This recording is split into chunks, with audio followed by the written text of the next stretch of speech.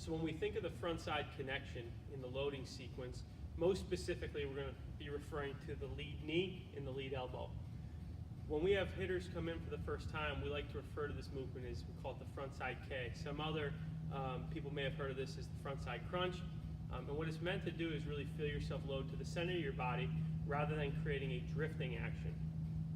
In the loading sequence, as it pertains to the frontside K, a lot of times hitters have this tendency to sway their body back. So for those of you that don't understand what I mean by that, their loading sequence physically takes them back towards the catcher. Now obviously that puts them at a disadvantage as their balance point and center of mass has shifted and they're at an adverse position to work back to the baseball. So when we think about the frontside K, what it really enforces is making sure the backside is nice and firm. So I'm loading up against the rear leg. I'm making sure that my hands are loading independent from my shoulders.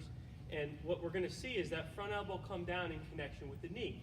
Now, depending on the style of the hitter, how high their leg comes up, how much tilting action they have with their lead arm, that's going to vary in terms of how big or how small the movement is.